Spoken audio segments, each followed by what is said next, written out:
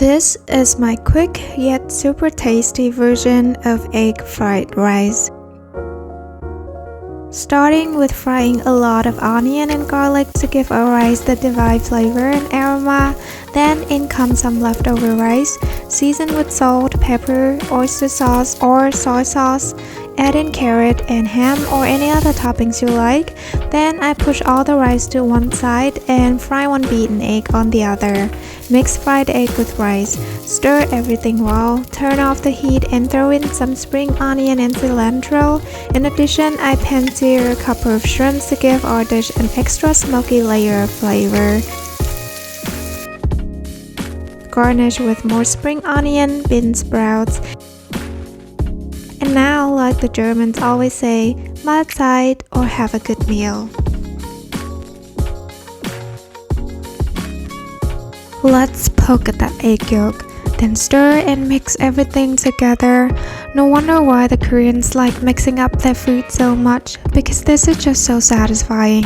But for this one moment, I have to stand 1 hour in the kitchen, from slicing the beef to seasoning it with soy sauce, sesame oil, brown sugar, and minced garlic, then preparing the sauce from gochujang paste, sesame oil, sugar, water, roasted sesame seeds, vinegar, and minced garlic. Julienne all the veggies including zucchini, carrot, radish, shiitake mushroom, and stir fry every single one of them. Also spinach and bean sprouts separately. Lastly, I stir fry the beef with lots of spring onion and make one sunny side up fried egg.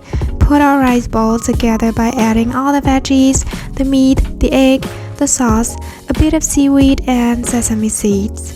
And here is our moment. I've done Korean pancakes, Japanese souffle pancakes. Now it's finally time for some Vietnamese pancakes. So what's the difference? For one, the batter of Vietnamese pancakes contains a flour and turmeric so that it has the prettiest golden color, which is even more colorful when paired with the green of spring onions. So cheerful and bright like summer. Coconut milk makes it creamy, which is balanced by the savory taste of the filling and the freshness of the veggies.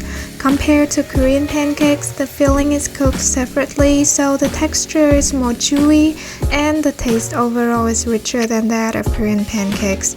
Generally, Vietnamese pancakes go with onion, pork, shrimp, spring onion, all seasoned with fish sauce, pepper, and then garnished with bean sprouts. The batter is cooked when you could easily move it around and pick it up without picking it apart. The way to enjoy this dish is also a bit different. You wrap a piece of the pancake with even more veggies and then dip it into a sauce made out of vinegar, fish sauce, sugar, and water.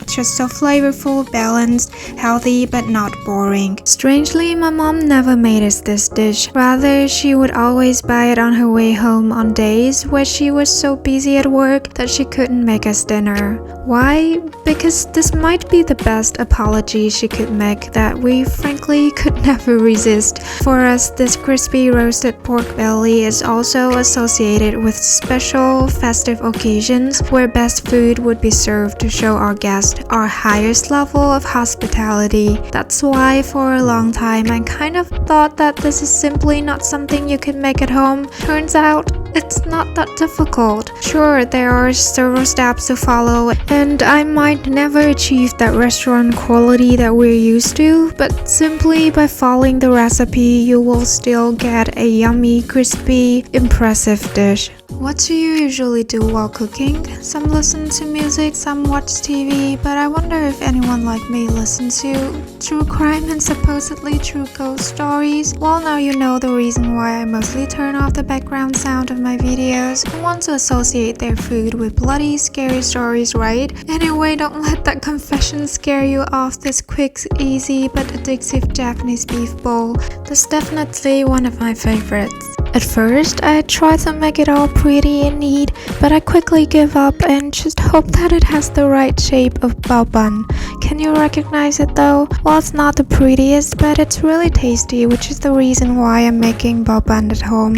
Oftentimes a big batch, steam, then freeze them and just microwave them anytime I crave for some buns. Starting by preparing the yeast mixture, then let it rest, then mix with the flour, knead and let the dough rest and rise. Next, making the filling by mixing all the ingredients together. Now, good luck and may you have much prettier bao buns than myself.